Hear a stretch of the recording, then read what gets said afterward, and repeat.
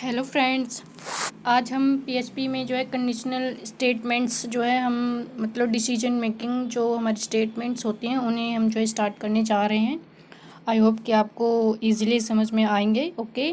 और अगर आपको फिर भी कोई डाउट रहता है तो आप ज़रूर पूछिए। ओके। और मैं सोच रही हूँ कि आज के बाद या आज से ये जो वीडियो मैं बना रही हूँ इनके बीच में मैं जो है एक क्वेश्चन आपसे पूछूं और उसका आंसर आप जो है कमेंट करें। ठीक है। तो इससे आपका रिवीजन होता जाएगा और आपको पता भी चलेगा कि हाँ आपको कितना आ रहा है और कितना रिटेन कर पा रहे हो आप लोग। ओके। और आपसे एक रिक्वेस्ट है कि अगर आपको वीडियो अच्छी लगे, हेल्पफुल लगे, लर्निंग वाली लगे कि आपको हाँ इससे कुछ सीखने को मिल रहा है, तो आप प्लीज़ इन वीडियोस को जो है और इस चैनल को जो है अपने दोस्तों के बीच शेयर कीजिए, उन तक पहुंचाइए जो सीखना चाहते हैं पीएचपी लैंग्वेज और कोई और लैंग्वेज भी सीखना चाहते हैं। तो धीरे धीरे अभी तो पीएचपी चल रही है, एचटीएमएल और सीएसएस की वीडियोस भी इस चैनल पर डले हुए हैं, तो उन्हें भी आप देख सकते हैं। और जैसे ही पीएचपी ख़त्म होगी तो दूसरी लैंग्वेज में स्टार्ट करूँगी, सी या C++ में से कोई भी। ओके। तो आप सीखने वालों तक ज़रूर इसे शेयर कीजिए। ओके। तो चलिए अब हम अपना जो टॉपिक है स्टार्ट करते हैं। ओके। जो हमारी फर्स्ट कंडीशनल, पहले तो ये समझ लेते हैं कि कंडीशनल स्टेटमेंट होती क्या है। ठीक है। तो ये देखिए पहले फर्स्ट लाइन हमारी उसी के ऊपर है। ठीक है। तो ये देखिए conditional statements are used to perform different actions based on different conditions. मतलब सिंपल है कि हाँ कंडीशन, आपको वो नाम से ही लग रहा है ना, कंडीशन मतलब एक कंडीशन दी हुई है आपकी कि हाँ अगर ये, जैसे हमारी बिजनेस में कंडीशंस होती हैं कि हाँ भाई तुम इतना दोगे तो इतना लेंगे, और इसी तरीके से इसमें भी कंडीशंस होते हैं कि तुम मतलब कि ये वाला वेरिएबल इससे बड़ा होगा तो ये वाला स्टेटमेंट रन हो जाए, अगर ये वाला वेरिएबल या इसकी वैल्यू इस वेरिएबल की वैल्यू से बड़ी हो तो ये वाली स्टेटमेंट रन हो जाए। तो इस तरीके की ये कंडीशन हो रही है ना कि मतलब ये वाली चीज़ अगर ऐसी हो तो वो वाली चीज़ परफॉर्म हो। ओके। मतलब एक ये चीज़, ये कंडीशन अगर फुलफिल हो तो वो जो हमारी जो स्टेटमेंट है, जो भी कोड है, तो उसके बाद ही वो जो कोई और काम है वो परफॉर्म हो। ओके। तो ये है कंडीशनल स्टेटमेंट होती हैं। ओके। मतलब किसी कंडीशन पर ही कोई एक काम परफॉर्म होना। ओके। ठीक है। तो बहुत ही सिंपल होती हैं, ज़्यादा मुश्किल नहीं है ये। ओके। वन बाय वन हम देखते हैं इनको। तो पहली हमारी जो कंडीशन है ये क्या है, if statement. If if this condition fulfil then perform this work, ऐसा भी हम बोल सकते हैं ना, ऐसे ही है ना। मतलब कि इफ़ दिस कंडीशन फुलफिल हो जाए तो वो काम परफॉर्म हो जाए। ओके। तो यही चीज़ हो रही है ना। तो इसमें एक कंडीशन, मतलब कि ये इफ़ में जो है हमारी कंडीशन होगी। ठीक है। और इसके अंदर ये जो हमारा एक कोड होगा, यानी वर्क होगा या कुछ परफॉर्म करने के लिए कुछ भी होगा। ठीक है। फंक्शन या कुछ भी एग्जीक्यूट करने के लिए कुछ भी होगा, लेकिन कब होगा, जब ये कंडीशन फुलफिल हो जाए। ओके। उसके बाद ही जो इसके अंदर जो कुछ भी कोड लिखा हुआ है, जो भी परफॉर्म करना है, जो भी फंक्शन है वो होगा। ओके। ठीक है। लेकिन एक कंडीशन है कि ये जो इफ़ में जो कंडीशन दी हुई है आपकी वो फुलफिल होनी चाहिए, वो पहले कंप्लीट होनी चाहिए। ओके। ठीक है। तो ये देखिए स्ट्रक्चर या सिंटैक्स जो है इफ़ कंडीशन का ऐसा ही होता है। ठीक है। ये देख लीजिए आप, ये ठीक है। तो देखिए इफ़ है, उसके बाद आपकी राउंड ब्रैकेट है, उसके अंदर हम जो है कंडीशन लिखते हैं और फिर उसके बाद है कर्ली ब्रैकेट। ओके। और उसके कर्ली ब्रैकेट के अंदर जो है हमें इस कंडीशन के पूरा होने पर जो भी परफॉर्म करवाना होता है वो स्टेटमेंट या वो उसका कोड जो है हम इधर लिखते हैं कर्ली ब्रैकेट के अंदर। ओके। तो ये सिंपल से इसका सिंटैक्स होता है। ओके। तो चलिए वन बाय वन, ये बहुत सारे हैं, एक वीडियो में तो कवर नहीं हो पाएंगे, तो वन बाय वन जो है हम इसका साथ के साथ जो है प्रैक्टिकल करते जा रहे हैं। ओके। करेंगे अभी। ठीक है। तो इसका हम परफॉर्म कर लेते हैं, एग्जीक्यूट करके देख लेते हैं, फिर नेक्स्ट पर चलेंगे। ओके। ये देखिए मैंने एक यहाँ पे छोटा सा प्रोग्राम बना लिया है। ठीक है। 2-4 कोड लाइन लिख दी है मैंने। ओके। तो मैंने वही 2 वेरिएबल लिए A एंड B, ठीक है, और उनको एक जो है वैल्यू असाइन भी कर दी मैंने, ओके। और फिर मैंने एक इफ़ कंडीशन यानी इफ़ स्टेटमेंट का मैंने यहाँ पे यूज़ किया है। तो इफ़ के अंदर मैंने एक कंडीशन लिखी है। कंडीशन हमेशा जो है इफ़ वर्ड लिखने के बाद जो हमारी राउंड ब्रैकेट है उसके अंदर ही हम जो है कंडीशन लिखते हैं, ओके।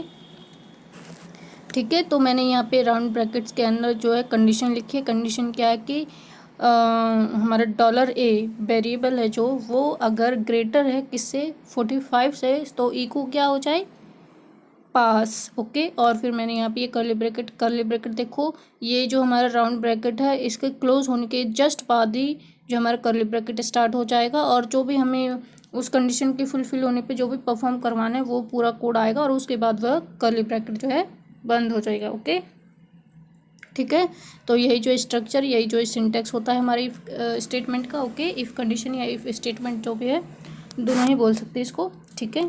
तो देखिए परफॉर्म करके हम देखते हैं कि क्या होता है। देखिए यहाँ पे हमारी $a की वैल्यू 50 है, और कंडीशन में हमने क्या लिखा कि अगर ये जो $a है वो 45 से बड़ी है तो पास हो जाए, अगर छोटी है तो कोई और अदर कंडीशन देखेंगे हम, ओके। ठीक है, अब फिलहाल इतना ही रन करते हैं।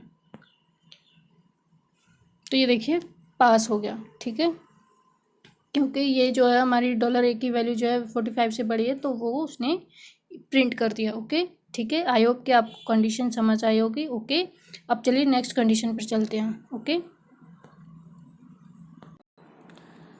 अब यहाँ पर देखिए हमारी ये जो नेक्स्ट स्टेटमेंट या जो नेक्स्ट कंडीशनल स्टेटमेंट है वो है हमारी if else statement, okay. If else statement, ठीक है।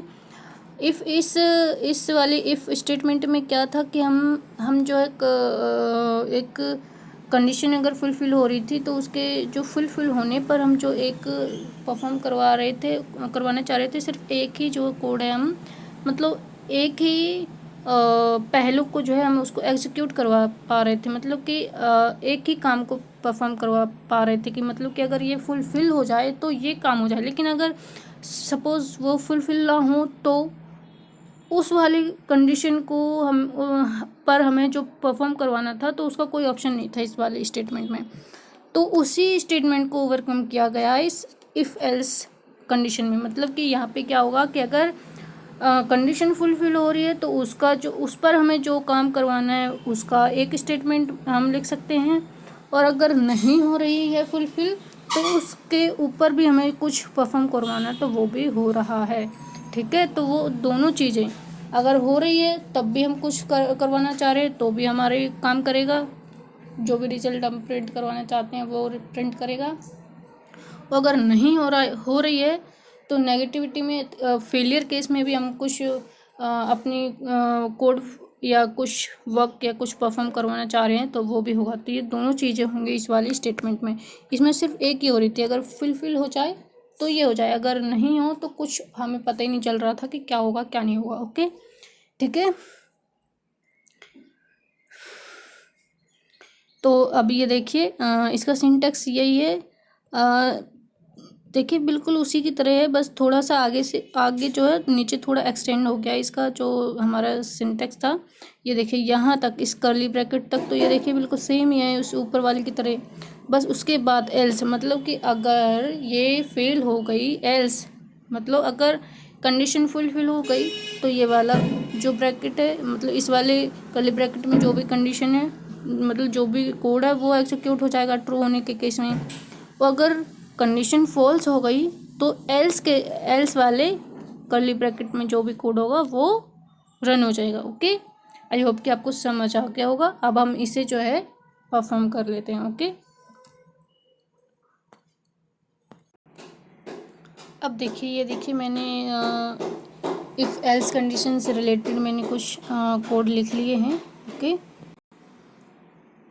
ठीक है, तो यहाँ पे देखिए मैंने कंडीशन थोड़ी सी चेंज की है कि मैंने अब यहाँ पे 50 से ग्रेटर कर दी है, ओके। तो देखिए अगर ये 50 से ग्रेटर होगा ये $a तो पास ई को प्रिंट कर देगा, ई को यानी प्रिंट कर देगा, हमें आउटपुट में पास दिखाई देगा, ठीक है। और अगर ये स्मॉल होगा इससे तो मतलब कि कंडीशन फेल होने पे क्या, ये वाली एल्स वाला पार्ट एग्जीक्यूट होगा, ओके। एल्स के बाद कर्ली ब्रैकेट और उसके अंदर हमें जो भी एल्स पार्ट में हमें जो भी परफॉर्म करवाना है वो कोड एग्जीक्यूट हो जाएगा। ओके, ठीक है। तो बिल्कुल उसी की तरह है, देखो एल्स से पहले तो बिल्कुल इफ़ की ही तरह है, बस उसके बाद एल्स एक कीवर्ड जुड़ता है हमारा और फिर वही कर्ली ब्रैकेट के अंदर एल्स वाली कंडीशन में हमें जो भी परफॉर्म करवाना है वो वाला कोड लिखा जाएगा। ओके, तो चलिए हम इसको रन करते हैं।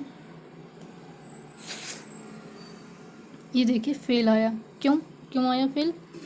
क्योंकि ये देखिए $a की वैल्यू क्या है 50 है और हमने यहाँ पे कंडीशन क्या है 50 से ज़्यादा हो तो, लेकिन ये तो बराबर है, लेकिन हमने बराबर की तो कोई कंडीशन नहीं लगाई ना। अब देखिए अगर मैं इसमें थोड़ा सा चेंज कर देती हूँ,